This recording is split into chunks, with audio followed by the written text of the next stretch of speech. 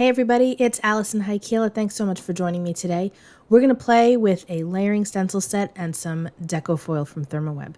Right here I have the Layered Square Mandala set. There's 3 stencils to this and it's from A Colorful Life Designs. And we are going to do a really fun technique. I've done this before. I'll be sure to link that previous video that I've done down below in the description box. But today we're going to use this very cool layered set. This one just came out this month. I really like it. It's geometric, it's cool, it's got movement to it. And what I'm doing here is I'm just taping down the back of my cardstock with some washi tape, taping the stencil itself, and I'm also adding tape to the top and side of where my stencil lays so that this way I can find the placement for the next stencils after that. I've got my distress inks in mustard seed, picked raspberry, and salty ocean. And I'm going to start with the mustard seed right in the middle, making sure that it's got decent coverage, but I'm not going very heavy-handed here. This is the first layer, and I want it to be the lightest. We're going to go darker as we move on in the layering. I'm going to grab that picked raspberry, and I made sure that I went beyond where I wanted just the plain old mustard seed to be, so that this way when I went in with the picked raspberry, I would have like an orangey tone, and you'll see that once we move on. And then again, I'm going to go past where I want the plain picked raspberry to be, so that this way there's some overlap with the salty ocean. I did not use pixie spray for this layer. You definitely don't need pixie spray for the other layers. It would have helped me a bit for this one, but I wanted you guys to see that it wasn't required. I'm going kind of in a back and forth motion, kind of along with the grain of the stencil, if you would, so that this way I don't get a lot of movement. Again, the pixie spray would have helped, but it's really not necessary. I found that it worked out just fine. It just took me a little bit longer just so that I was careful to not bend my stencil at all. And again, the washi tape that I have up in the corners is just so that, you know, some people take their MISTI and will, you know, apply their stencil up in the corner and their cardstock up in the corner and make things work that way. But I want you to be able to use things if you don't have all the fun tools, right?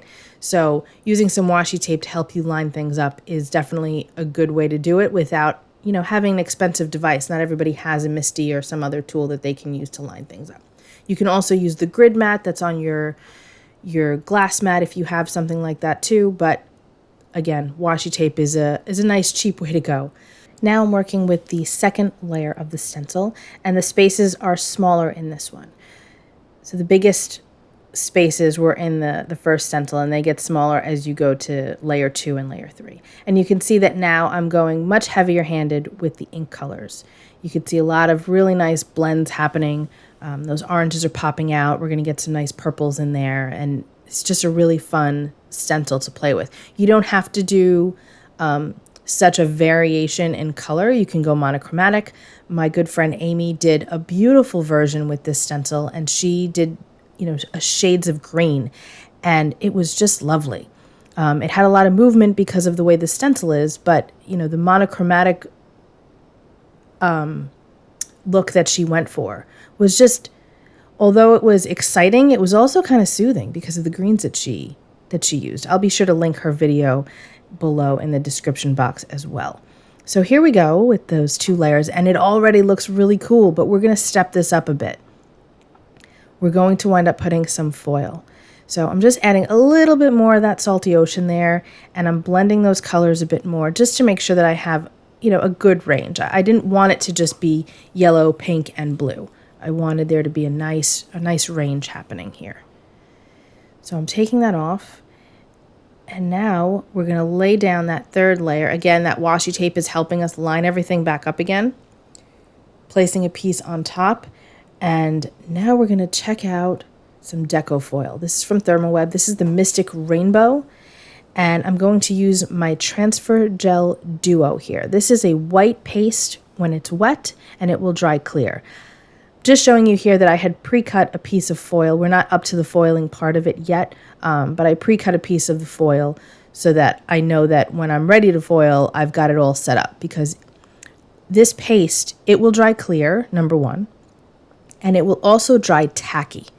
And I don't want to lay my foil on top and then try to move it and all of this, because it's going to stick, and that could be messy.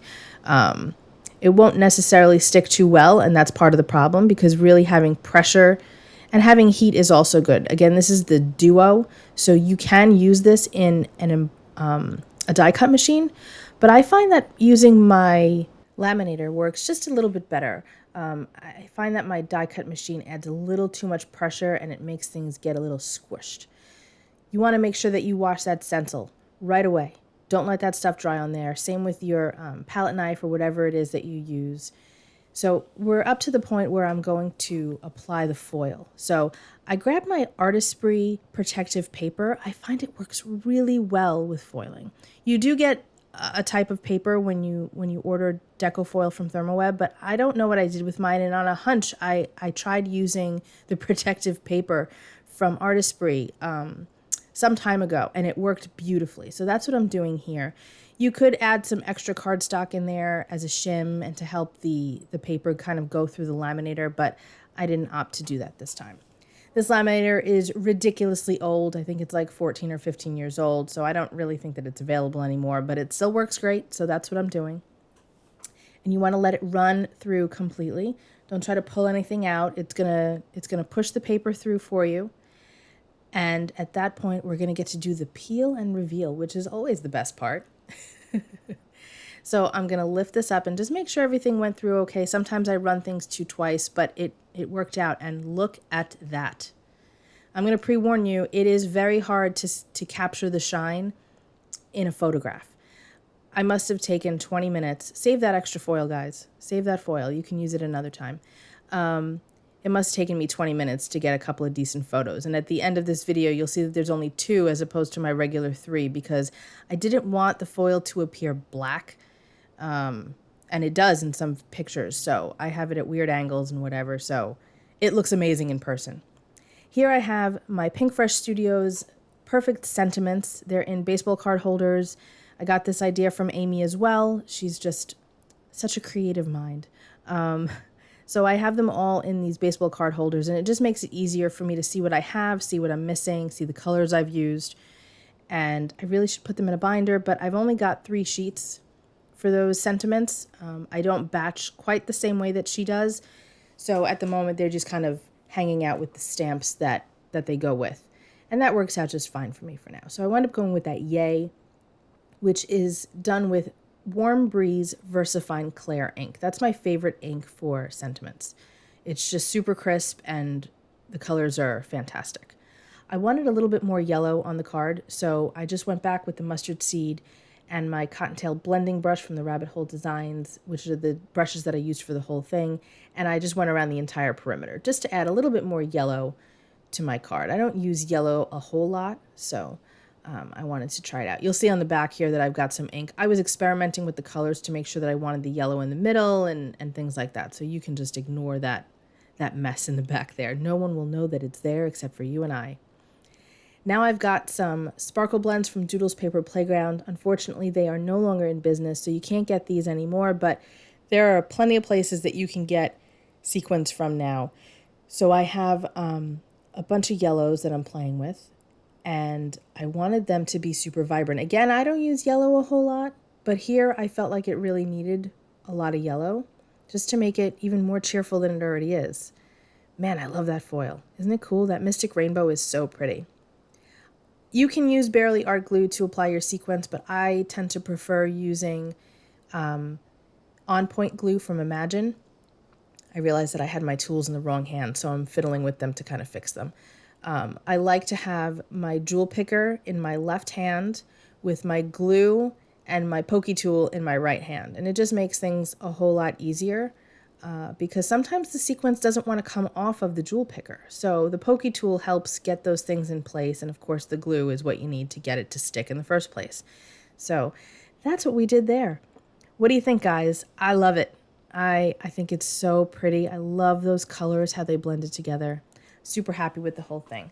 I appreciate you hanging out with me today. I hope you have a fantastic day. Be well, stay safe, peace out.